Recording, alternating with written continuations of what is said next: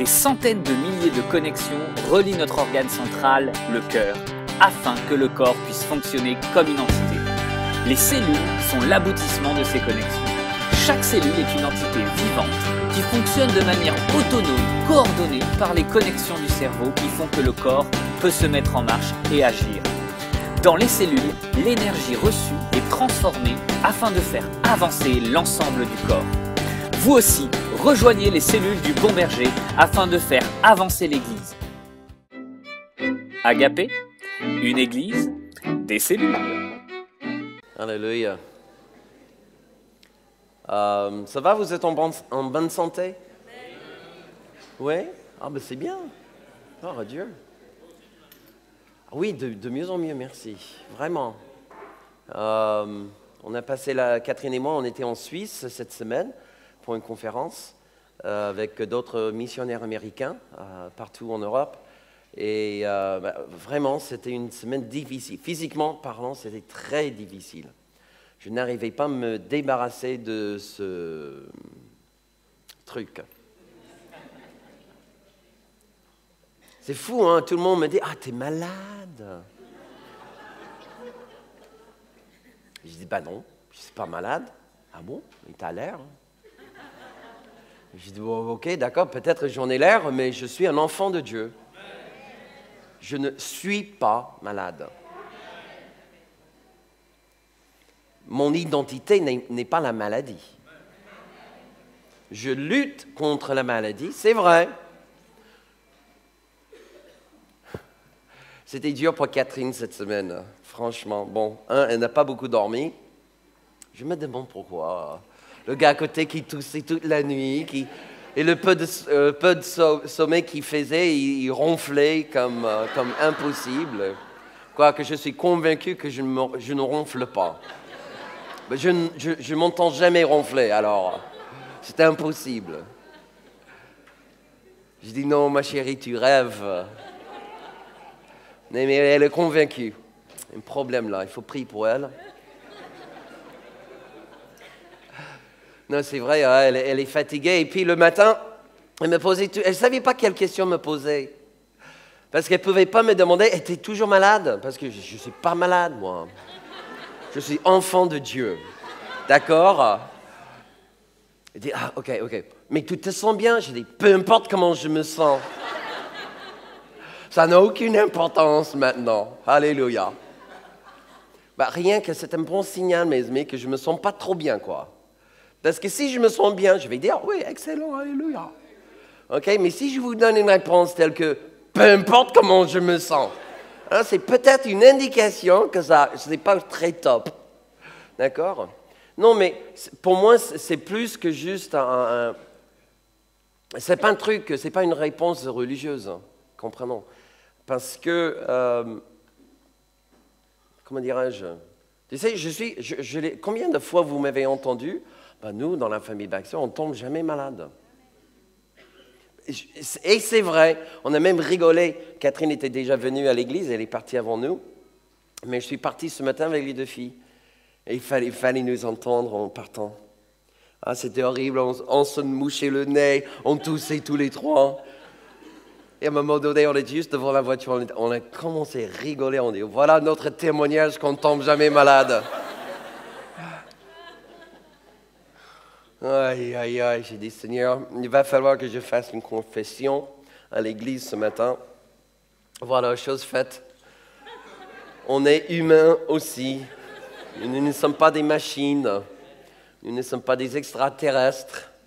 Nous devons nous lever aussi le bon matin quand il faut, parce qu'il faut, même si on ne le ressent pas. Alléluia. Amen. On essaie de négocier avec le patron. Tu ne vois pas que, je t'ai guéri il y a 2000 ans. C'est vrai, effectivement, il y a 2000 ans, je me sentais très bien. Le problème, c'est aujourd'hui, ça ne va pas trop bien. Si tu n'as pas remarqué. Non, mais là, c'était tous les jours. Non, je refuse de céder. OK? face à ton frère, ne sois pas têtu. Mais face au diable, tu as le droit. Sois aussi têtu que possible. Ne cède jamais au diable. Et croyez-moi, la maladie ne vient pas de Dieu. Donc, mon travail, c'est de croire. Mon travail, c'est de me battre. Pas contre vous. Amen. Mais contre le péché, contre la maladie et contre toute autre chose que l'enfer peut vomir sur la terre. Mon travail, c'est de me battre contre ces choses. J'entre dans le ministère de Jésus qui est venu pour handicaper le diable. Notre travail, c'est de finir le boulot. Hello? C'est pas ça. Jésus reste au ciel jusqu'à ce que tous ses ennemis deviennent un marchepied. Combien de temps doit-il rester là-bas?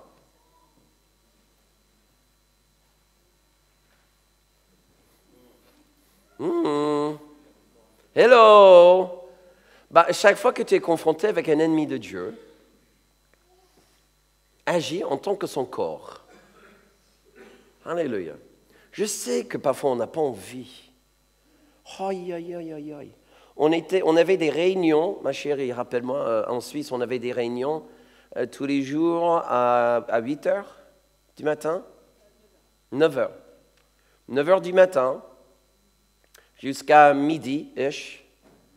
Et après un déjeuner toujours qui est devenu rendez-vous pastoral, jusqu'à peu près 14 heures, 15 heures. Et puis dîner, toujours en forme de rendez-vous pastoral, à 18 heures. Et une réunion de 19 heures à 22, 23 heures.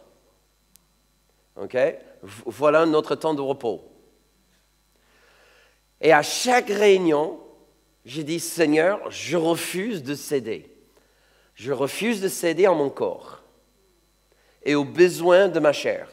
Je refuse. C'est qui le patron ici?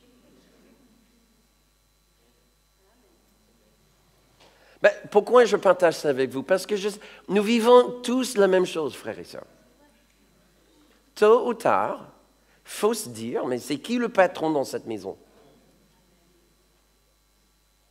Il y a 3 entités en quelque sorte, mais qui composent l'être humain. Il y a l'esprit, il y a l'âme, il y a le corps. Esprit, âme et corps. Et tout être humain est fait de ces 3 éléments. Maintenant, lequel est le patron?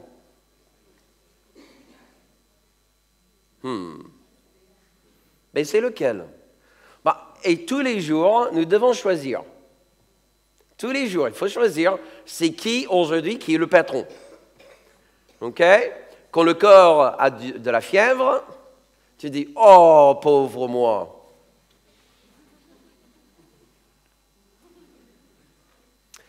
OK, je ne dis pas que c'est mauvais. Et si tu n'es pas dans le Seigneur Jésus, il faut écouter ton corps.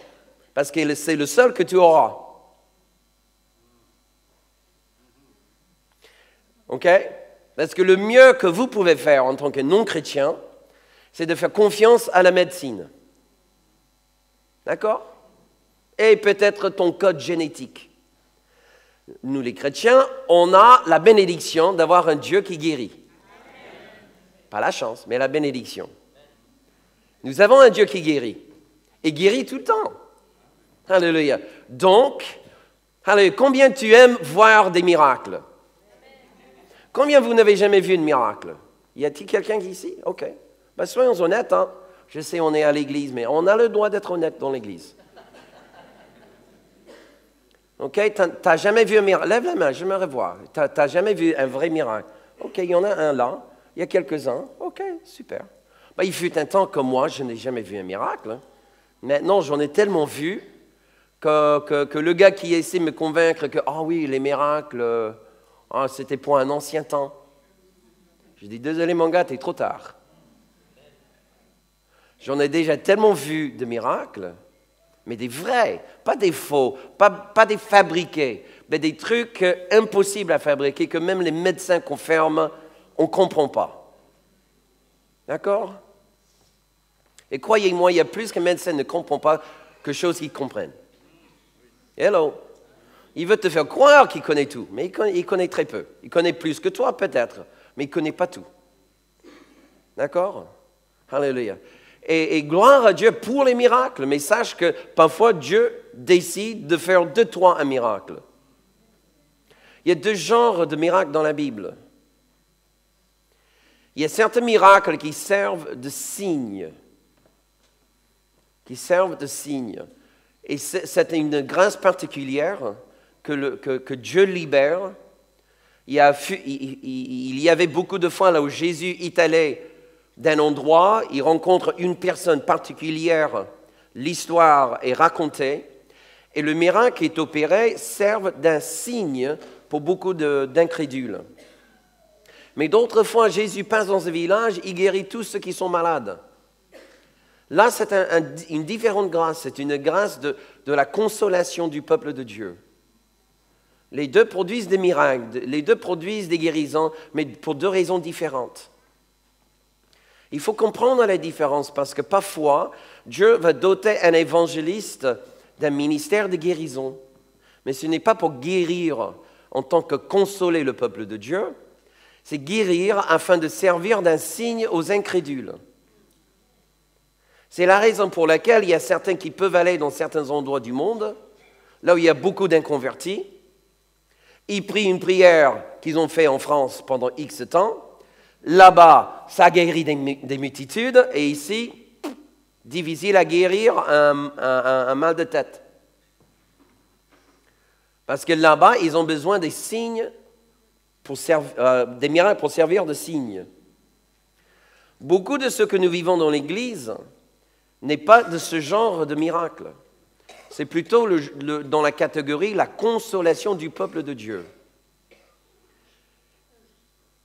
Que lorsqu'on est malade, peu importe quel genre de grâce qui me guérit, je vais être guéri tout simplement. Mais il faut savoir que dans le deuxième cas, ta foi joue le rôle principal et non l'onction de celui qui fait la prière. La Bible dit à travers Jacques, celui qui est malade, lui, il appelle aux anciens. C'est le malade qui fait l'appel. Donc, quand on est malade, quand on souffre dans le corps et on est enfant de Dieu, et on est baptisé, on est rempli du Saint-Esprit, on prie en langue, on a la parole de Dieu dans nos mains, la chose qui va nous guérir n'est pas une onction particulière que possède un homme de Dieu ou une femme de Dieu. Mais c'est par notre foi que Dieu veut nous guérir. Et c'est pour ça que parfois, quand tu pries pour ton collègue de travail qui est malade, et Dieu peut, pouf, tout un coup, pouf, le gars est guéri. Il est, waouh! Quand je prie pour moi-même, ça prend des mois. Pourquoi, lorsque je prie pour un inconverti, tout de suite il est guéri? Parce que pour lui, c'est un signe. Toi, tu n'as pas besoin d'un signe. C'est deux objectifs. Alléluia. Donc, à chaque réunion on était, chaque fois qu'il y avait un appel, qui était le premier devant pour demander la prière? Moi. Vendredi, avant qu'on a commencé la réunion, on a prié les uns pour les autres. J'avais la voix tout cassée. Là, c'est bien là. Mais vendredi, j'étais vraiment, physiquement parlant, j'étais cassé. Et tout de suite, qu'est-ce que j'ai fait? Je suis allé auprès d'Alain, j'ai dit, prie pour moi et prie pour la force. Dieu me donnera la force. Et ce n'est pas, oh, si Dieu le veut, il le veut. Hello. Il le veut. Je n'ai pas besoin de demander quelle est ta volonté, Seigneur. Tu sais instinctivement que Dieu veut que tu sois guéri. Pourquoi tu prends un aspirine si tu penses qu'il veut que tu sois malade? Hello. Donc, Alain, il a mis la main juste sur moi comme ça, et tout de suite, j'ai senti le feu de Dieu en moi. Alléluia. Mais je sais qu'il a la foi, il aime son pasteur aussi. Amen. Donc, 2 vaut mieux qu'1. Alléluia. Mais j'avais aussi la foi. Je n'étais pas juste dépendant de lui et dépendant de sa foi. Je suis venu avec ma foi, j'ai dit, Dieu va me toucher, Dieu va me donner sa force et Dieu va me guérir. Dieu va me restaurer. Prie pour moi maintenant. Pourquoi je vous parle comme ça? Parce que souvent, quand on fait des appels, on s'approche à Dieu comme une victime. Et c'est là où on fait fausse route. Et c'est pour ça que parfois on est touché ici sur le devant et le temps de passer ici jusqu'à la chaise, on perd le miracle de Dieu. Parce qu'on ne l'a pas reçu par notre propre foi, on est passé par la foi de quelqu'un d'autre. Et mes amis, la leçon que Dieu veut nous apprendre à chacun de nous, nous sommes tous des ambassadeurs de Dieu. Nous sommes tous des enfants de Dieu et nous avons tous le Saint-Esprit au fond de nous. Les miracles de Dieu ne sont pas donnés à quelques-uns. Les miracles de Dieu sont donnés à tous les enfants de Dieu. Amen. Alléluia. Gloire à Dieu. Et donc, dans ce mouvement que fait le Saint-Esprit,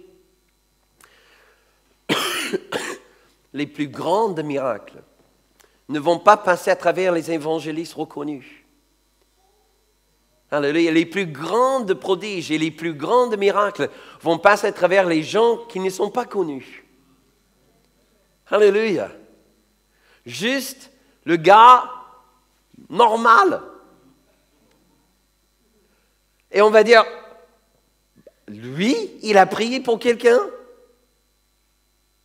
Waouh! J'aime tellement l'histoire, le témoignage d'Agnès, que je l'ai vu tout à l'heure. Agnès, lève la main. Voilà, Agnès. Alléluia. Combien d'années on a prié pour toi?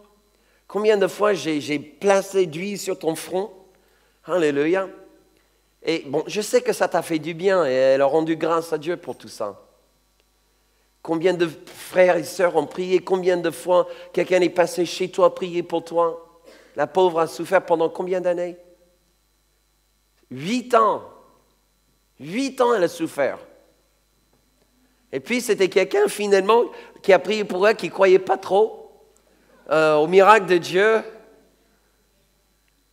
Et Dieu a servi de cette prière pour la toucher et la guérir. Et elle n'a pas souffert depuis.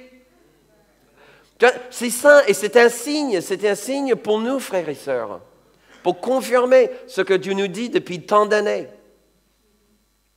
Alléluia. Quand tu es face à quelqu'un qui est malade, ne l'amène pas à l'église, prie tout de suite, prie sur le champ. Et puis après, amener la personne à l'église. Alléluia. Mais les miracles, l'église n'est pas le lieu de miracle, l'église est le lieu de la formation. Le lieu du miracle, c'est le monde. Amen. Quand tu passes pour faire la pêche, tu ne lances pas le filet dans la barque.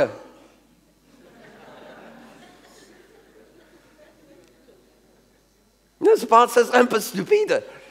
Tu pars dans la mer et tu lances le filet dans la barque. Oui, on ne va pas le salir. Parce que tout le monde sait que dans le monde, c'est sali. Ah ben non, on lance le filet à l'extérieur de la barque. Alléluia. Amen. Wow, ok. C'est pas mon message ce matin. Je comprends pas. Bon, c'est vrai, quand j'étais plus jeune, en Jésus, je disais, oh, ça aurait été bien de vivre à l'époque de Jésus. Mais honnêtement, je crois que nous allons voir des choses que même les apôtres n'ont pas vues. Amen. Dans ma Bible, je lis cette promesse de Jésus, et Jésus ne ment pas. Les miracles que je fais, vous ferez aussi.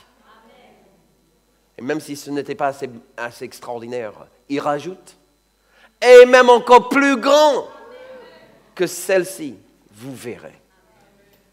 Gloire à Dieu. Et je sais que la nouvelle naissance est la plus grande de tous les miracles. Mais n'est-ce pas logique que si nous voyons déjà les plus grandes, que nous pouvons aussi voir les plus petits? J'aimerais voir encore plus de plus petites. C'est tout. Je veux voir tout. Je suis gourmand, peut-être, mais Alléluia, je crois en la promesse de Dieu. Alléluia. Anne, pendant la Sainte Seine, elle a parlé, elle a touché sur le vendredi soir. Et c'est vrai que, waouh, on a vraiment vécu quelque chose assez bien exceptionnel le vendredi soir, surtout vers la fin de la soirée. Et je ne sais pas si c'était parce que c'était un moment tellement attendu, si c'était juste la suite du jeûne de Daniel, ou si c'est parce que tout le monde a eu une telle peine et douleur pour venir, parce qu'il y a eu un accident près du stade et puis toutes les routes étaient complètement bloquées. Je ne sais pas, mais on a vécu quelque chose d'assez exceptionnel le vendredi soir. C'était notre toute première soirée prophétique. Je vous encourage à ne pas rater la prochaine. Mais on a parlé essentiellement de deux choses. On a parlé de la présence de Dieu et on a parlé de l'amour de Dieu. Et je sais que si vous êtes un peu comme moi, je suis quelqu'un qui était élevé dans le milieu de l'Église et puis à force d'entendre certaines choses, on prend tellement une habitude, on dit « Oh ouais, bon, la présence, ouais, bon. Ouais, et alors ?» Je me souviens, la première fois que j'ai prêché, j'avais 14 ans. Première fois que j'ai prêché. Et j'ai prêché au sujet de l'amour de Dieu. Je me souviens, bon, les grandes lignes, de ce message. Quand on me parle de l'amour de Dieu, ma réponse est plutôt, ouais, l'amour de Dieu. Qu'est-ce que tu peux me dire que je n'ai pas encore déjà entendu 1000 fois? Ou que j'ai déjà prêché 10 000 fois? Mais c'est chose extraordinaire. Le cœur se réveille à nouveau. Et encore une fois, c'est un thème qui est revenu pendant le jeûne de Daniel. Il est difficile d'expliquer si on n'y passe pas. Mais honnêtement, ce n'est pas une conscience plus approfondie. Difficile, lorsqu'on parle de Dieu, il n'y a pas de langage humain approprié quand on parle de Dieu. On heurte toujours la limite de la barrière de la langue. Que ce soit français ou anglais ou peu importe, peut-être pas l'hébreu, mais je ne peux pas encore vous parler librement en hébreu. Okay? Il faut que je prenne le cours de Mireille. Mais les langues humaines sont trop faillibles, sont trop faibles pour parler vraiment de Dieu. Mais tout ce que je sais, si on parle de niveaux différents, mais ce n'est pas tout à fait ça non plus. On grandit en connaissance, on grandit en révélation. Mais tout ce que je sais, c'est que nous vivons un jour où Dieu, il nous donne une plus profonde révélation de son amour. Je ne sais pas comment le dire autrement. C'est une révélation, une compréhension, une rencontre, une expérience avec, qui dépasse tout ce que nous avons vécu à présent. Et il faut le pire, mes amis, c'est lorsque Dieu nous appelle à son amour et on entend l'appel avec le « Ah oui, d'accord, j'ai déjà entendu ça 1000 fois ». Si on entend l'appel de Dieu avec une telle attitude, là, on n'aura pas la foi pour répondre à l'appel. Alléluia. Mais comme chaque jour, la Bible appelle un jour nouveau. Chaque fois que nous voyons l'aube, le soleil se lève, on sait que le soleil ne bouge pas. De dire dans un langage humain, « Ah, le soleil se lève ». La Bible me parle même de réveiller l'aube du jour. Non, c'est plutôt moi qui se réveille. Hein? Ce n'est pas moi qui va réveiller le soleil. Encore une fois, c'est un langage poétique, mais qui parle d'une nouveauté en Dieu. La manière dont il nous a façonnés, c'était de nous équiper d'une capacité intellectuelle de ne jamais arriver à la saturation de notre disque interne. Alléluia. Notre disque de stockage ne sera jamais à la saturation. Jamais.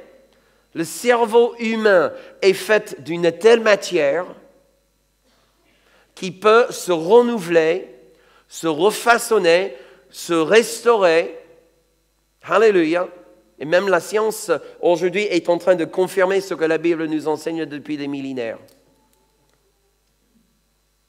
Le cerveau humain n'est pas comme un ordinateur avec un stockage limité. Nous sommes illimités dans le stockage. La différence entre notre cerveau et le cerveau de Dieu, c'est que Dieu a déjà toute la connaissance de toutes choses.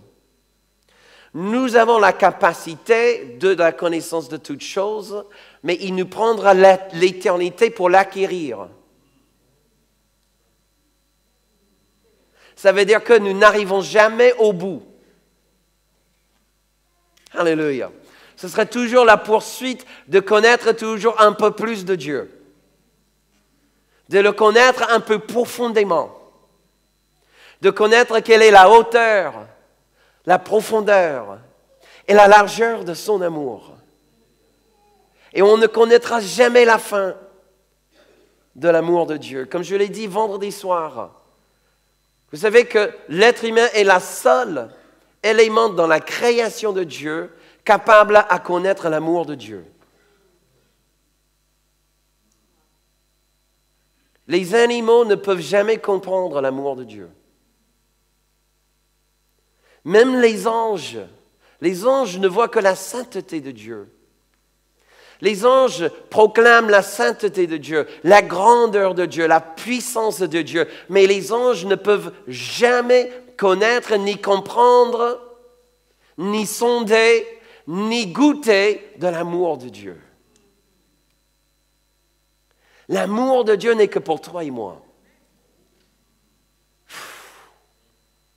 Waouh! Donc il est logique que la première chose à laquelle Dieu nous appelle soit son amour. Et que la première exhortation en tant qu'enfant de Dieu soit d'aimer les autres, comme nous sommes aimés nous-mêmes par Dieu.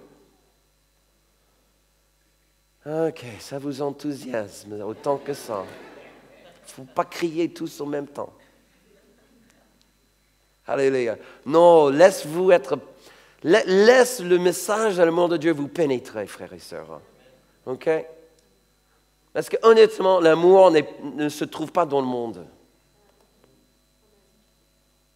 Ok? Pour ceux qui le croient encore et qui veulent faire encore quelques tours du monde à la quête de l'amour, si ton cœur n'était pas brisé déjà suffisamment, comme preuve que l'amour n'est pas dans le monde. Des attirances peut-être, de l'affection. Un être humain non converti est capable d'une affection limitée. Tout à fait. Mais de la vraie amour, l'amour sacrificiel, l'amour qui n'est pas égocentrique, l'amour qui place toujours l'autre devant soi-même. Ce genre d'amour, le monde n'en est pas capable. Point final. Point final. Et le seul être humain qui en est capable est celui qui a été touché par Dieu. Alléluia. Donc, arrête de faire le tour du monde. D'accord? Arrête de passer de brisement en brisement. Humilie-toi. Ton cœur témoigne déjà que ce que tu cherches, tu ne trouves pas ailleurs. Abandonne-toi à Jésus. Arrête de négocier. Ça ne sert à rien. Ça ne fait que prolonger ta misère. OK? Et peut-être la misère des autres autour de toi. Donc, aujourd'hui, je te dis, je ne te connais pas encore, mais je te dis aujourd'hui, c'est le dernier jour de ta misère. Donc, quelque temps, tu vas venir ici sur le devant, quelqu'un va prier avec toi. Alléluia. Et ce serait le premier jour d'un nouveau commencement pour toi. Amen. Oh, mais c'était super. S'il vous plaît, ne ratez pas la prochaine soirée prophétique. Amen. Et je ne sais pas si les gars, est-ce qu'on a filmé le vendredi? Je ne me souviens pas d'avoir vu des caméras. Non, on n'a pas filmé.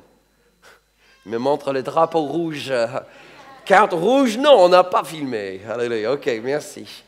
Écoutez, ce matin, j'aimerais vous parler quand même d'un aspect très important dans l'Église. On parle de certaines choses qui, pour nous, sont importantes, comme la présence de Dieu, le fait de faire des disciples. Vous avez remarqué qu'on n'a pas repassé le clip pour Priscélis, pour la simple raison qu'on a atteint la limite de nos inscriptions.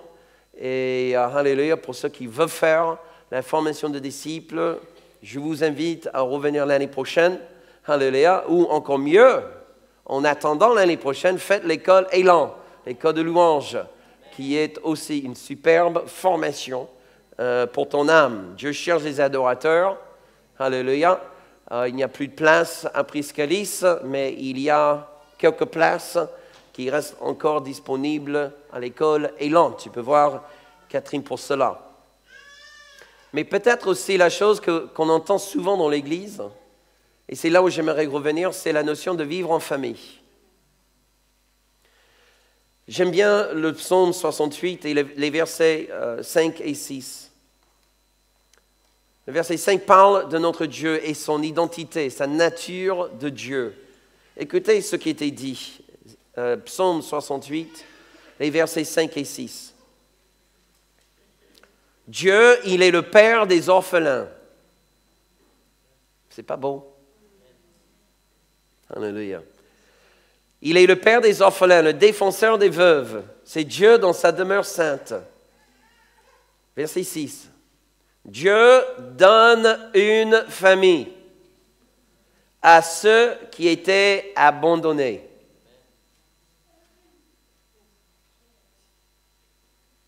Dis à la personne à côté de toi, Dieu t'a donné une famille. Et vous pouvez le dire comme un vrai Italien, hein, une famille. Luigi. C'est la famille. Ouais, la famille, mais pas la mafia, ok?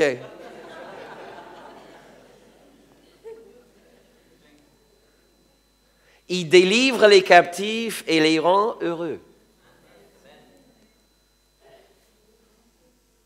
Mais il y a une petite parenthèse là à la fin de ce verset qu'il ne faut pas négliger non plus. Les rebelles seuls habitent des lieux arides. Une autre traduction rend la phrase de cette manière. Les rebelles habitent seuls dans les lieux arides. Quelqu'un m'a posé une question récemment sur la solitude. Pour moi, la solitude est un outil du Saint-Esprit pour nous rappeler qu'il faut revenir à lui et qu'il faut revenir à ses frères et sœurs. Paris est une ville de solitude. Paris est une ville de personnes seules. Dans l'immobilier, on fait de plus en plus grands appartements pour des familles de plus en plus nombreuses. On fait des appartements de plus en plus petites. Parce que l'unité familiale, si on peut le dire encore, mais se rétrécit. Et la vie même de famille, la vie de famille devient, je ne dis pas impossible dans tous les quartiers de Paris, mais devient de plus en plus difficile à garder la qualité familiale au centre de Paris. En conséquence, la famille cherche toujours de vivre quelque part, trouver un terrain pour construire, il faut chercher sur la frontière belge. Grâce au TGV, ce n'est pas impossible. Okay? Le pasteur Jean-Pierre habite presque à Bruxelles, ou pas loin. Alléluia. Et j'exagère, ok? Il est en Martinique, voilà. Pour ceux qui, le seul nous manque, je pense au pasteur Jean-Pierre un petit peu, hein? Ça vous ferait un peu de bien, peut-être. Mais comment avec des gens qui vivent si loin les uns des autres, comment vivre vraiment comme une famille? C'est un bon message. Mais honnêtement, en tant que pasteur, un message que je trouve légèrement frustrant. Parce que quand tu vois la distance entre les membres de notre petite assemblée, qui ne cesse de grandir, mince, comment allons-nous construire véritablement une communauté, une vraie famille? Ça, c'est le premier problème. Maintenant, regardez juste un petit peu autour de toi. Combien de gens sont comme toi autour de toi? C'est bizarre, personne ne regarde. Oh, Seigneur, je n'ose même pas. Non, mais écoutez, c'est la diversité et c'est la richesse de la France. Le problème dans notre beau pays, c'est qu'on n'a pas encore appris comment célébrer la diversité. Nous cherchons plutôt à minimiser la diversité au lieu de la célébrer. En conséquence, on a une espèce de tabou en France, que la France est peut-être l'une des sociétés européennes le plus diversité, le plus métisée, mais au lieu que ce soit un sujet de joie, on a un complexe. Hello. Je parle au français ou pas? Vous voulez vraiment que ce soit un Américain qui vous apprenne ça? Vous trouvez ça normal? Quoique un Américain qui a passé presque la moitié de sa vie ici. Donc, qui est le vrai Français? Et il y a une forte chance que mes ancêtres étaient dans ce pays avant les vôtres. Voilà.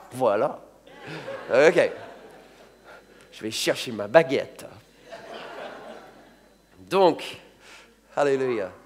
Non, mais c'est la grande diversité. Néanmoins, cette diversité a quand même quelques challenges. On n'a pas tous les mêmes goûts. On n'a pas tous la même cuisine. On n'a pas tous les mêmes besoins sociaux. Pas les mêmes attentes, pas les mêmes valeurs. Donc, mes amis, Dieu nous appelle. On n'a pas de choix, nous. OK? Je ne suis pas né pasteur. Dieu m'a appelé. Il m'a donné une tâche, il m'a donné une mission. Alléluia. Et puis d'autres se sont mis dans la même mission. Nous sommes une équipe ici. Alléluia. Vous, en tant que membre, que vous aimez ça ou non, Dieu attend de nous qu'on marche comme une famille. Peut-être tu n'aimes pas trop la personne à côté de toi, je ne regarde pas. Mais parce qu'il y a de moins en moins de chaises libres, on a de moins en moins de choix avec à côté de qui on va s'asseoir.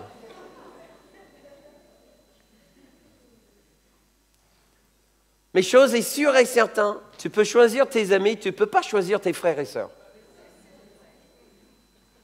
Il faut vivre avec, il faut apprendre à vivre avec, il faut apprendre à jouer avec. Dans notre cas, il faut apprendre à prier avec. Peut-être ton frère ne prie pas de la même manière que toi, et pour toi, ce n'est pas normal. Est-ce que tu n'as jamais pensé que peut-être ta manière n'est pas normale pour lui? Et peut-être Dieu veut vous apprendre tous les deux un nouveau normal. Hello. D'accord? Bon. Comment vivre en tant que famille? Et c'est là où il faut quand même, tôt ou tard, il faut qu'on devienne pratique.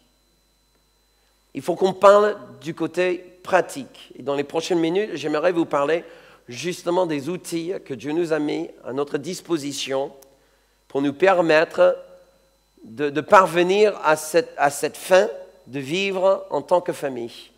Ça s'appelle les cellules. Les cellules. Excusez-moi. J'arrive.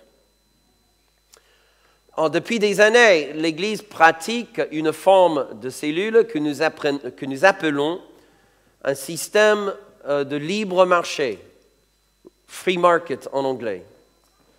En gros, qu'est-ce que ça veut dire? Ça veut dire que s'il y a un minimum de 3 membres qui veulent se rencontrer d'une manière régulière, c'est-à-dire minimum une fois par mois, ils peuvent se constituer en cellule. Pas une cellule de prison, mais une cellule du corps. Okay? Et dans cette cellule, Dieu met sa présence, il y a une couverture pastorale, il y a un suivi, il y a un soutien, accompagnement, il y a un peu le tout. En fait, si vous voulez, c'est vraiment la vraie vie de l'Église en dehors du culte. OK? Si, je vais vous demander maintenant, levez la main, si depuis au moins 2 ans, vous avez participé activement dans une cellule de l'Église du Bon Berger. Lève la main. D'accord, très bien, merci. Par ce lever de main, vous pouvez déjà faire le constat que ce n'est pas la majorité. Ça va changer cette année. Par la grâce de Dieu. Et non par un esprit d'obligation, mais par l'esprit d'invitation. Alléluia. On invite fortement.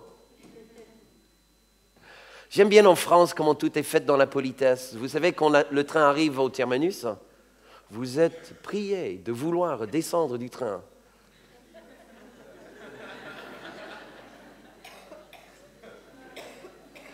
Je me souviens la première fois que j'ai compris la phrase, parce qu'il a fallu des années avant de comprendre le français, le message subliminal, tu vois.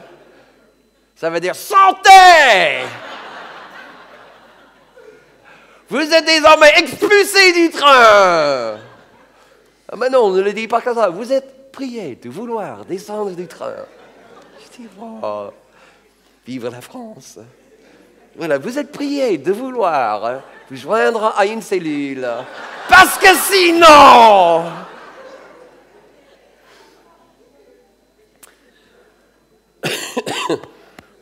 J'écris un peu trop là. OK, il y a 4 catégories différentes de cellules, rapidement. Et après, je vais vous présenter les cellules existantes. Et on aura un petit temps de prière. OK, 4 catégories de cellules. Première catégorie, c'est ce qu'on appelle les groupes de service. Les groupes de service. Il y a toutes sortes de groupes de service, que ça soit... Oh, il y en a tellement.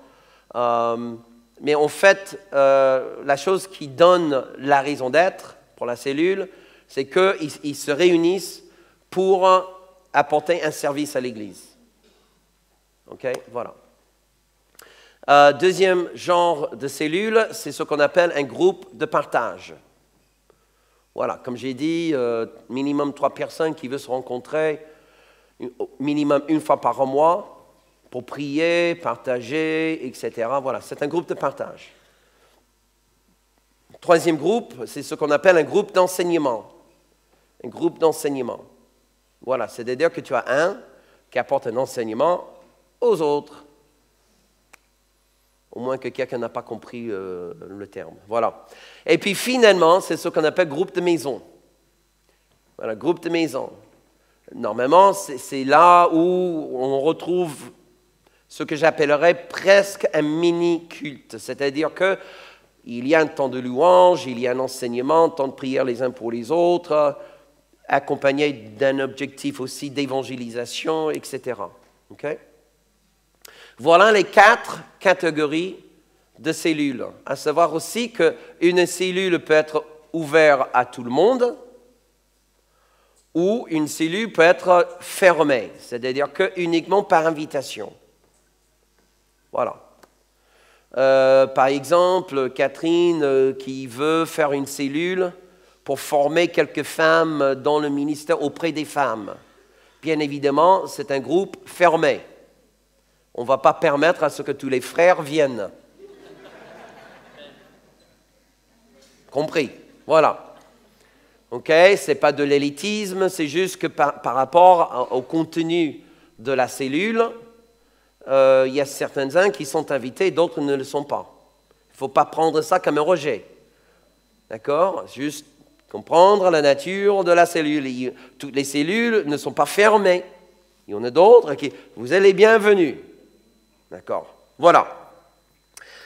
Dans l'Église, la chose vraiment, en fait, la personne qui nous permet de vraiment bien gérer la vie des cellules, c'est quelqu'un qu'on lui a donné le titre parce que comme on est faible en salaire, on est très fort en titre.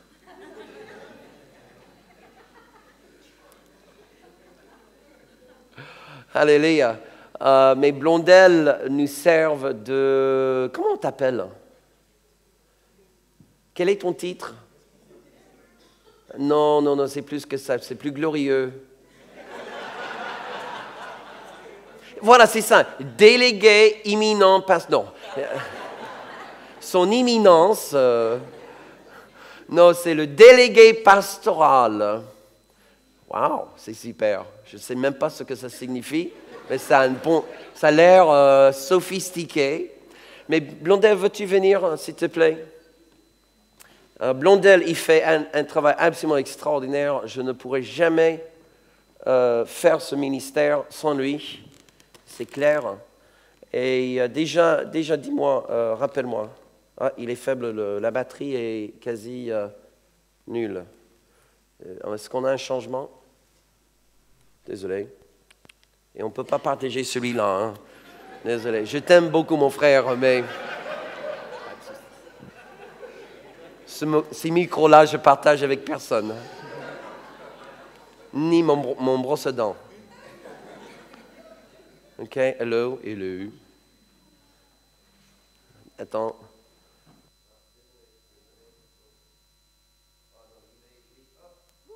Hello. Oh, il revit. Alors déjà, dis-nous, depuis combien d'années tu travailles avec moi dans les cellules? C'est la 4e saison. 4 ans, déjà. On a, selon la liste, on a 14 cellules. C'est ça. Wow. Mais on veut d'autres. Oui. Oui, on met vraiment... Parce qu'en fait, il te manque de boulot à faire. En fin de compte, je suis assez chargé pour dire, mais... Tiens, prends le micro. Mais c'est vrai que cette année, on veut vraiment mettre l'accent sur la croissance des cellules. Comme le pasteur a dit, on se rend compte que plus l'Église grandit, et moins on a le temps de se voir. Des fois, on ne sait même pas qui était à l'Église, qui n'était pas à l'Église. Donc la vraie vie maintenant, c'est qu'on puisse vraiment tisser des liens plus profondément dans des lieux plus restreints, plus conviviaux. Et surtout, c'est l'occasion, comme je dis, de découvrir la grâce qui est sur notre vie, de permettre au Seigneur de libérer les dons. Ce ne sera pas le dimanche, voyez, mais dans des groupes restreints, on l'a vu, parce que je visite également les cellules, on voit vraiment des gens qui s'affermissent dans l'appel, dans la vocation, dans le don, et qui apprennent à se connaître. Et ça, c'est important. Tisser des liens, apprendre à se connaître, et permettre au Seigneur de libérer la grâce qui est dans notre vie. Et c'est pour ça que c'est vraiment crucial, et on met vraiment, passe-moi l'expression, le paquet cette année, pour que ceux qui ne sont vraiment pas encore dans un groupe, qui sondent vraiment le Dieu, qui sondent leur cœur, pour savoir où le Seigneur veut vraiment les placer. Voyez, et ceux qui ont peut-être à cœur d'ouvrir une cellule, qui ont quelque chose qui brûle dans le cœur. On veut également favoriser l'épanouissement de cette vision. Voyez, et c'est vraiment le jour aujourd'hui. Garde-le pour l'instant, parce qu'en fait, pour moi, il y a vraiment 3 bonnes raisons. Tu as déjà touché quelques-uns. Mais bon, il y a la découverte de nos dons spirituels, mais il y a aussi juste le simple fait de construire des amitiés, qui est très important dans la vie. Vous savez qu'entre mettre boulot dodo et égliso, il reste très peu de temps, vraiment, pour construire des amitiés authentiques, sincères. Et honnêtement, mes amis, le culte est déjà tellement chargé, on ne peut pas rajouter toujours des choses sur le dimanche matin. Le dimanche matin, on est déjà à la saturation, on ne peut pas rajouter encore d'autres. Donc, je sais que c'est peut-être une soirée de votre semaine déjà super chargée, Il faut comprendre que c'est aussi un investissement vers l'avenir. Parce que tôt ou tard dans la vie, tu auras besoin d'un encadrement. Tu auras besoin d'être soutenu ou porté. Ça baigne peut-être aujourd'hui, mais ça ne baignera pas demain. Tu vois, je ne veux pas dire que la cellule est une assurance vie. C'est pas ça, c'est plus que ça. Mais parfois, on néglige nos relations les uns avec les autres. Et puis, paf, le jour vient, j'ai vraiment besoin de quelqu'un. J'ai personne à qui je peux appeler, donc j'appelle le pasteur.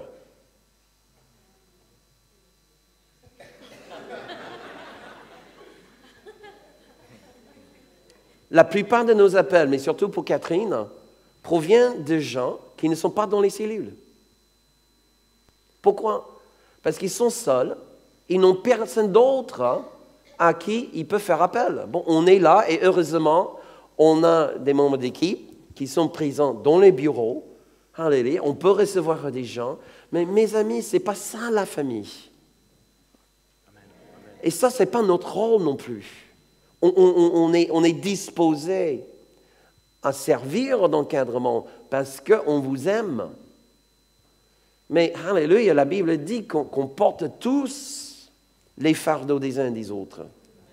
Tout le monde dit tous. Non, avec des bras, tous. Voilà, c'est mieux. Et ça fait circuler l'air aussi, alléluia. OK, vas-y. Ce que je voulais également rajouter au niveau des motivations pour vraiment vivre la vie de l'Église dans les cellules, c'est que ça fait la 11e année là où je participe à la cellule de Portes Ouvertes.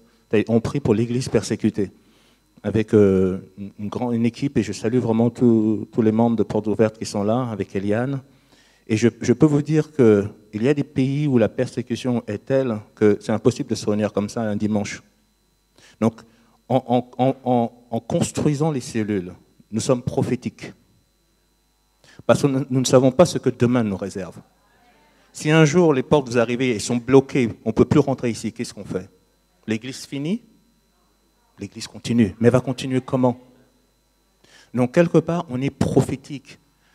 Et certains, dans des nations aujourd'hui, des frères et sœurs, dont nous partageons le corps, nous sommes membres du même corps, ne peuvent pas vivre autrement leur vie chrétienne que dans les cellules et dans le secret de manière souterraine. Donc il faut bien savoir que ce n'est pas quand la persécution va arriver qu'il faudra qu'à ce moment-là on commence à s'agiter. Il sera trop tard. Mais là, nous sommes prophétiques, nous préparons l'avenir au-delà même de la construction de nos relations et de la libération de la grâce de Dieu. C'est de pouvoir permettre à l'Église demain de survivre. Amen. Amen. Maintenant, je vais juste appeler les responsables de cellules. Okay? Maintenant, si vous êtes plusieurs responsables d'une cellule, je lui demande juste d'envoyer un ici, parce que voilà, c'est juste pour faire un visuel. Après, on va prier pour l'établissement des cellules dans l'Église. Okay? On va libérer la grâce sur tout le monde. D'accord? Après, je reprendrai la parole, on fera un appel, et puis à la fin du culte, tous ces responsables vous attendrez au bout de la salle, pour rencontrer tous ceux et celles qui veulent se renseigner davantage, cueillir plus d'infos, ou peut-être voir comment participer aux prochaines réunions des cellules différentes. Maintenant, juste à savoir, si vous faites partie de Priscalis, Priscalis est aussi classé dans un sens comme cellule, parce qu'on accomplit à peu près ses objectifs au niveau de tisser des relations, des amitiés, soutien, etc. Souvent, les gens se posent la question, Blondel, peut-être tu peux répondre à ça, est-ce qu'on a droit de participer à plusieurs cellules? En fin de compte, tout est possible. Mais il faut sonder le cœur de Dieu. Parce que ce qu'on constate également, c'est que certaines personnes se sont épuisées parce qu'ils étaient dans plein de cellules. Donc finalement, ils étaient peu efficaces, ils recevaient peu. Donc je vous exhorte également à sonder le cœur de Dieu. Ça ne veut pas dire qu'il faut être peut-être exclusivement dans une cellule, mais en tout cas savoir où Dieu vous veut. Ce qui est clair, c'est que ce n'est pas partout. Et puis normalement, ce matin, tout le monde a reçu ce petit coupon. On va le distribuer. Bah, pourquoi pas maintenant? Oui, alors je vais demander à Catherine, Mohamed, puis peut-être quelqu'un d'autre dans ce rang. Vous pouvez faire un close-up? Non? Juste distribuer. Non. OK, bon, ça va. OK? Dans ce coupon, on a la liste de toutes les cellules. Et pendant qu'ils fassent la distribution, je vais aller appeler les différents responsables. OK? Et puis, normalement, sur l'écran juste derrière, on affiche quelques infos concernant la cellule en question. D'accord? Si vous voulez avoir d'autres renseignements, vous pouvez aller sur le site de l'Église, www.lebonberger.net. Et là, tu trouveras une rubrique avec toutes les infos sur la cellule qui est constamment mise à jour. Sinon, à la fin du culte, vous allez pouvoir aussi rencontrer les responsables. OK? Donc, je vais appeler Aurore. D'accord, tout à fait. Et je vous donnerai des instructions pour le coupon dans un instant. OK? Mais Aurore, tu es là, Aurore? Tu es où? Bah, merci. Lève-toi et juste mets-toi à votre gauche. Aurore, qui est un groupe de maisons dans le 91 et 94. Voilà, toutes les infos sont derrière moi. Ensuite, on a le groupe de maisons de la Plaine Saint-Denis. Évariste, si tu veux aussi venir te mettre à côté d'Aurore, s'il te plaît. Voilà un groupe de maisons à la Plaine Saint-Denis. Nous avons aussi un groupe de maisons dans le 95 à Méry-sur-Oise, amené par Jean-José et Sylvie. Si l'un de vous deux veut bien prendre place ici sur le devant. Et vous allez vous mettre quasiment côte à côte, comme ça on va faire une grande ligne là. D'accord? Ensuite, nous avons un groupe de maisons à Paris, voilà, centre de Paris, Benoît et Annabelle, secondés par Médéric et Sonia.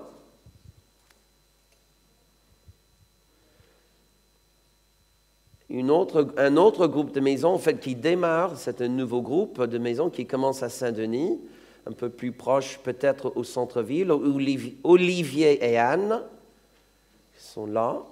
Merci. Ensuite, et là, c'est la cellule dont j'ai parlé tout à l'heure, quand j'ai fait référence à mon mauvais maîtrise d'hébreu. C'est un cours d'hébreu biblique. Il passe au niveau 3, dirigé par Mireille, et qui a lieu ici, dans le bâtiment de l'église. Il y a aussi une autre cellule d'enseignement qui est pour les hommes. Désolé, mesdames, mais vous n'êtes pas les invités. Vous n'êtes pas les bienvenus. Qui est animé par Nicolas Dodd, mais qui est représenté ce matin par Manuel. Merci, Manu.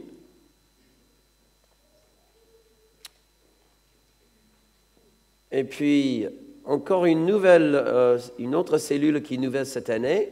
C'est pour l'intercession pour Israël, qui sera animée par Nathalie et secondée par Mireille aussi.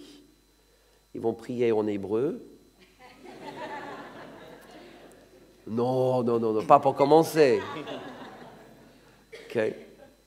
Ensuite, nous avons une autre cellule que je vais vous donner le nom, mais il faut que j'explique celle-ci parce que ça s'appelle Tapis Rouge. Parce que vous savez que lorsque le couple pastoral arrive en limousine le dimanche, on lance le tapis rouge. Non, ça n'a rien à voir avec les pasteurs. C'est uniquement lorsqu'on a des invités à l'église. Parfois, lorsqu'on fait des séminaires, on a une prestation, un service rendu normalement en forme de repas. Mais c'est vraiment une équipe d'hospitalité, si vous voulez. D'accord ? Et il y a des saisons, c'est vraiment saisonnal parce que c'est en fonction de nos activités spéciales. Voilà, Véronique et Catherine sont nos dirigeants. Voilà, Véronique, merci. Comment?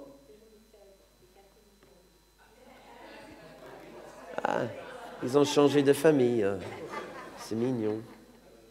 OK, et puis ensuite, on a la chorale de l'église, gérée par Sophie. Sophie, t'es là? Bonjour Sophie. Et d'ailleurs, il faut que je dise que qu'est-ce que je veux dire? Merci. À la fin du jeûne de Daniel l'année prochaine, il y aura la fête, le festin des protestants. Les protestants en fête. De 2013, merci. J'étais dans le bon voisinage. Voilà. Les protestants en fête. En fête. Voilà. En fait, les protestants vont fêter la fête. Protestantisme en France. Et notre superbe chorale va chanter pendant la fête. Waouh! Comment? Au sein d'une chorale de 1000 membres. À Bercy. Devant le président. Bon, ça, je ne sais pas. Peut-être. Hein, peut-être c'est prophétique. En tout cas, le président des présidents. Alléluia. Quoique notre président céleste n'est pas élu. Alléluia. OK. Et on a besoin de vous. On a pas mal de femmes. Il nous manque des hommes. Hein. Je me demande parfois si les hommes savent chanter. Ah, même s'ils ne savent pas, ils peuvent apprendre. Maintenant, Odin peut nous dire que ce que chante leur mari dans la douche, sous la douche. Si votre mari chante sous la douche, il peut chanter dans la chorale. Hein. Sophie est prête même d'amener des douches sur l'estrade. OK. Et puis, Blondel a parlé de l'antenne de Portes Ouvertes. Eliane, tu es là ce matin? Elle n'est pas là ce matin. D'accord, oui, elle est en cure. Voilà, Blondel va représenter la cellule qui fait un travail absolument extraordinaire. Et on est très fiers. On est fiers de toutes nos cellules. Hein. Ensuite, on a la cellule des couples, représentée par Alain, Anne, Jean-Claude et Claudine. C'est juste l'un d'entre eux. OK, deux, voilà, pourquoi pas. D'accord. Et puis... Oui, c'est vrai, c'est couple. D'accord, je cède.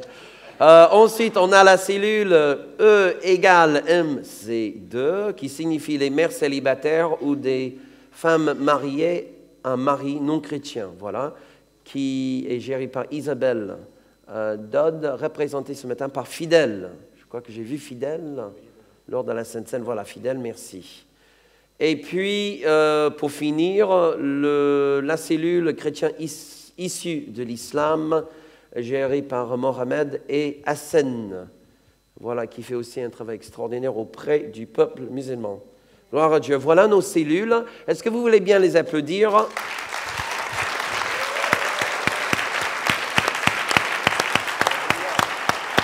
Alléluia. Et maintenant, je vais vous demander de vous lever, s'il vous plaît. Et puis, oui, peut-être on va rajouter les deux bouts de ligne, là. D'accord, merci. Blondel, mets-toi aussi parmi eux. Et remets-moi, voilà, merci. Rapidement, si vous êtes dans l'équipe de suivi et vous n'êtes pas ici, okay, venez très vite, s'il vous plaît. Et juste, essayons de passer de l'un à l'autre en faisant une imposition des mains. On va juste étendre la main et on va vraiment les bénir. Comment? La cellule de mon épouse. Non. Moi, je fais ce qu'on me demande de faire. Hein. Voilà, non. Voilà, le chef, il a dit non. Voilà. Désolé. Alléluia. D'accord. Étendez la main, s'il vous plaît. Alléluia. Merci, Papa, pour tout ce que tu fais dans cette église. Et nous voulons vraiment prier pour ces hommes et ces femmes. Alléluia. Tu déverses sur chacun et sur cette mission, alléluia, une onction céleste. Alléluia. Et au nom de Jésus-Christ, nous proclamons la grâce de Dieu. Et le Seigneur nous dit, n'ayons pas peur de là où vous êtes faibles, car je manifesterai ma grâce. Je manifesterai ma grâce. Alléluia. Je vous donne sagesse, je vous donne créativité, je vous donne la force. Alléluia. Je vous donne sagesse. Je vous donne les capacités de management et d'organisation et de leadership. Alléluia. Papa, nous bénissons nos frères et sœurs maintenant. Et nous te remercions pour cette onction céleste qui vient et qui les couvre entièrement. Alléluia. Au nom de Jésus. Prions dans l'esprit juste quelques instants, frères et sœurs.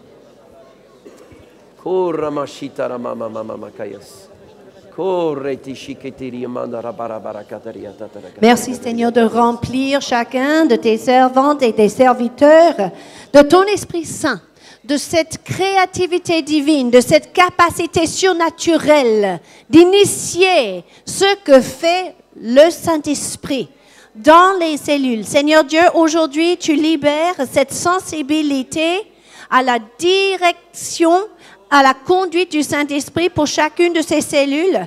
Tu les fais voir ta vision pour la cellule. Tu libères sur eux même une capacité surnaturelle de recruter, de mobiliser et d'inspirer les frères et sœurs pour que la famille soit, pour que chaque membre de la famille soit bien intégré dans la vie de l'Église et fructueuse pour le royaume de Dieu. Au nom de Jésus. Alléluia, alléluia. Papa, merci. Merci, tu bâtis ta maison, Seigneur. Et les portails de l'enfer ne prévaudront pas contre elle. Tu remplis ta maison de ta présence, de ta gloire, de ton amour. Alléluia. Et nous te bénissons au nom de Jésus. Alléluia. Tout le monde dit un grand amen. Est-ce que vous voulez bien les applaudir? Alléluia. Et je vous invite maintenant à vous reprendre vos places, Alléluia, mais juste Blondel, dis-nous rapidement, si quelqu'un veut créer une cellule, il fait comment? Il vient me voir. C'est pas compliqué. Tout simplement. Et je vous expliquerai. Surtout, n'hésitez pas, vous venez me voir et je vous explique.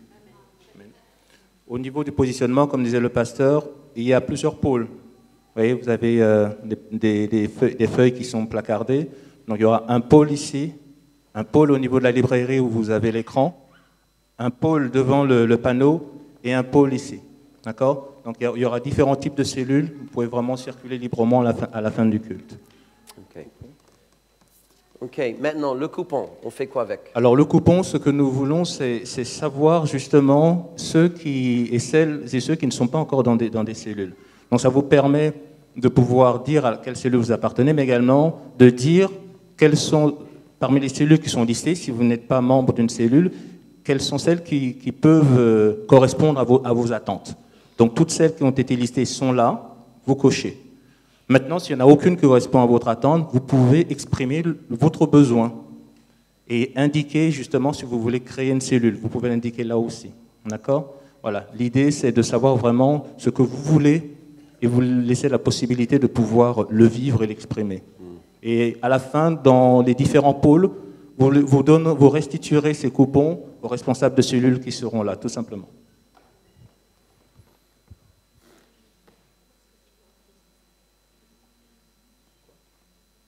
Comment?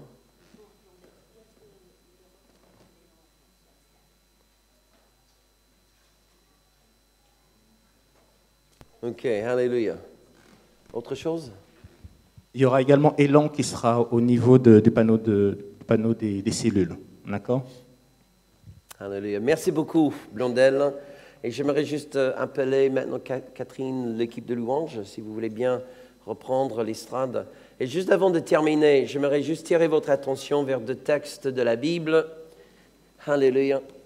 Et le premier provient de Genèse chapitre 2 et le verset 18. Genèse 2, 18.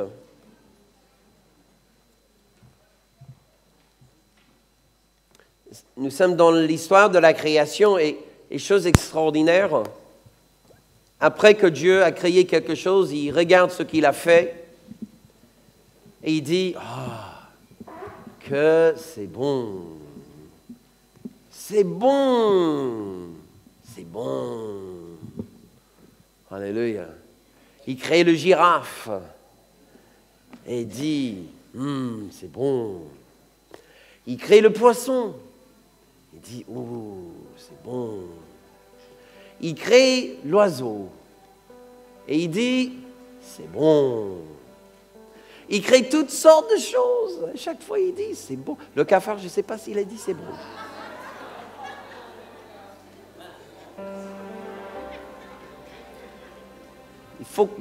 J'aimerais voir le cafard avant le péché. Peut-être il était différent. Je ne sais pas. Mais bon, bref, peu importe. Mais là, pour moi, je le trouve, dans le texte biblique, je le trouve bizarre, dans le sens que Dieu crée l'homme, et pour la toute première fois, depuis la création du monde, Dieu dit un négatif. Et Dieu dit, il n'est pas bon que l'homme soit seul. Donc, j'aime Dieu, n'est-ce pas? Dieu révèle un problème. Mais que savait l'homme? Il est là. C'est le roi de la terre. Il est créé dans la gloire. Il ne connaît pas le péché. Il a une ligne directe avec Dieu. Vous imaginez connaître Dieu sans aucun péché?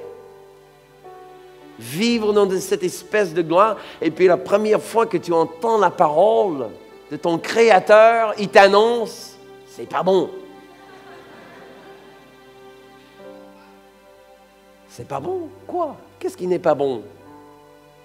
Pour convaincre l'homme, il lui donne une tâche.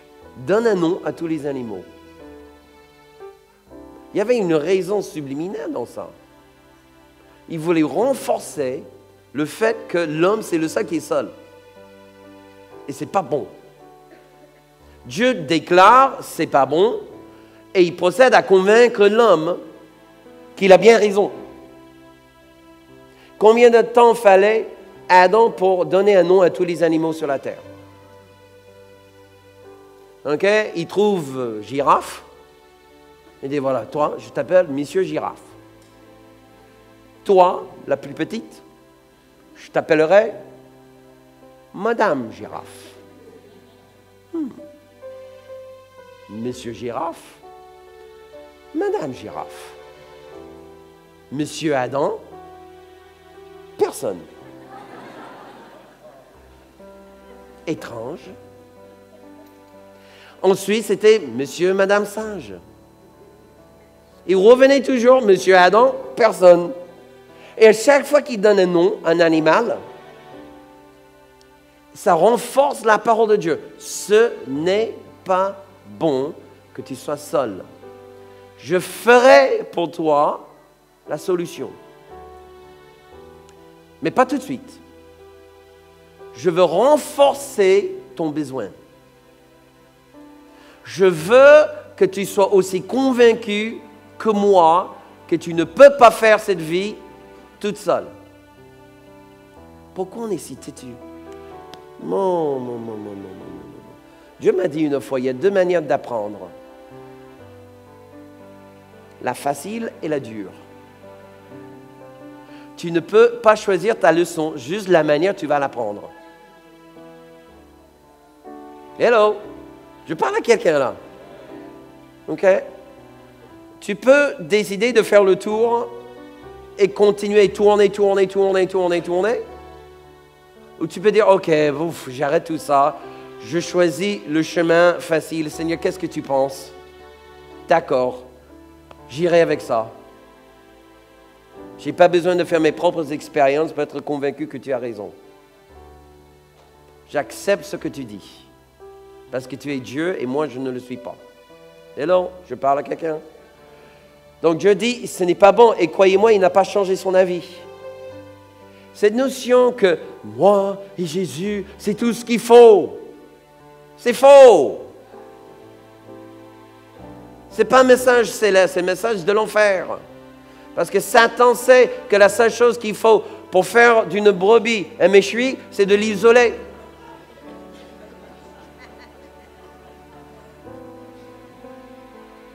Hello. Si tu veux finir sur la brochette du diable, alors isole-toi. Mais ce n'est pas ton destinée. Ta destinée, c'est de vivre en famille. Pas de vivre seul. Je sais, c'est pas facile. Qui a dit et où est-ce que c'est écrit dans la Bible que c'est facile? J'ai cherché partout. Il n'est pas là. OK, donc 3 Robert, il est écrit. Mais 3 Robert ne fait pas partie de la Bible.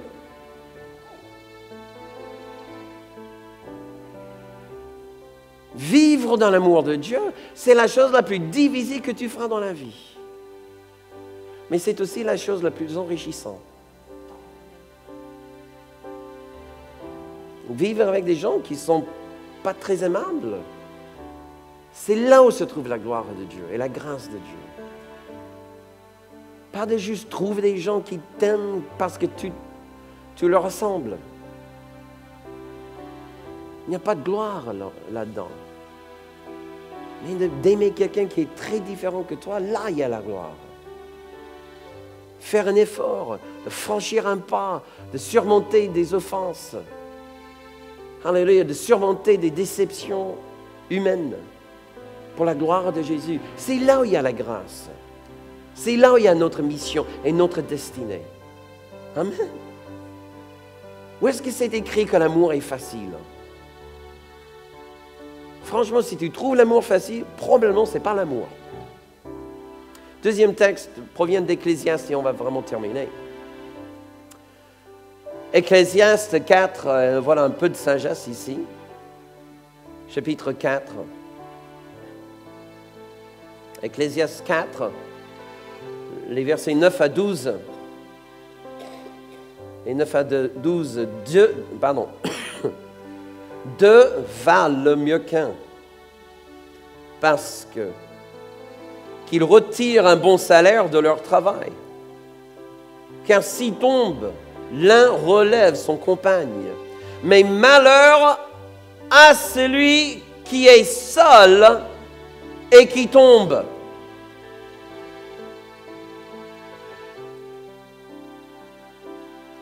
Malheur, il n'est pas en train de le maudire. Il est en train de dire, il est maudit de lui-même. Il s'est maudit. C'est une malédiction je ne sais pas quoi, mais auto-infligée.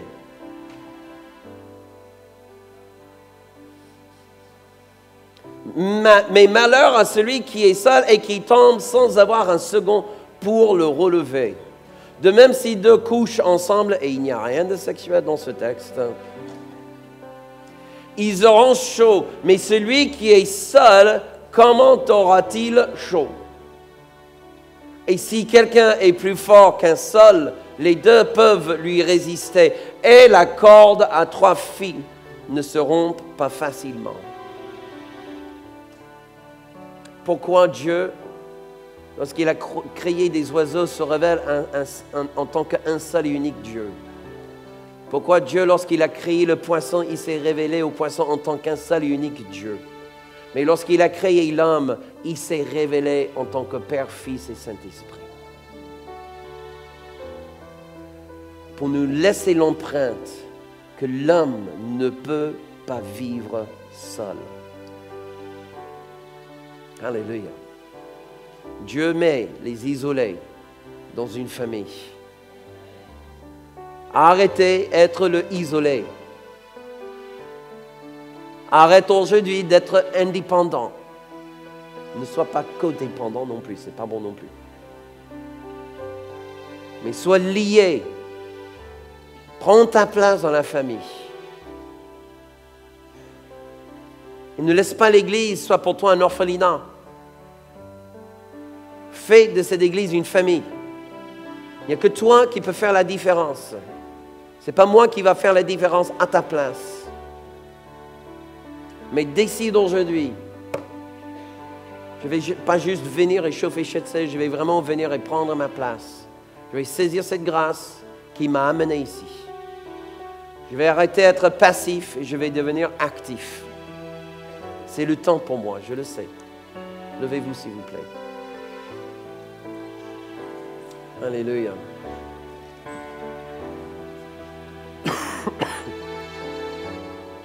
J'espère, frères et sœurs, que vous n'entendez en rien de mes propos l'obligation de Dieu. L'obligation, ça c'est un orphelinat ou une école. On va à l'école parce qu'il le faut. Alléluia. Vous savez, Dieu vous aime beaucoup. Et moi aussi. Je sais que Catherine vous aime aussi. Et tous les responsables, ils ont le même sentiment. On est très content de ce que Dieu fait ici.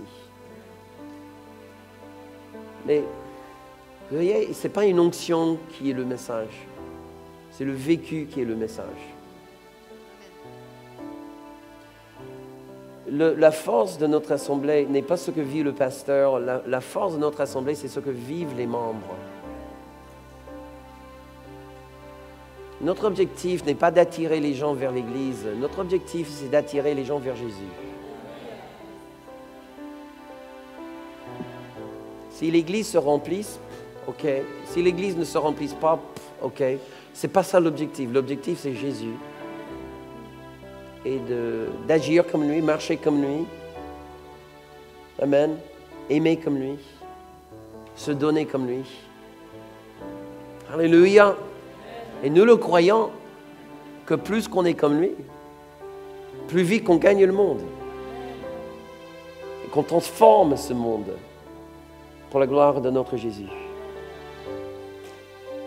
Et l'amour gagnera le monde plus vite que n'importe quelle autre chose. Alléluia. J'ai trop parlé. Alléluia. J'ai épuisé la batterie, mais pas le corps.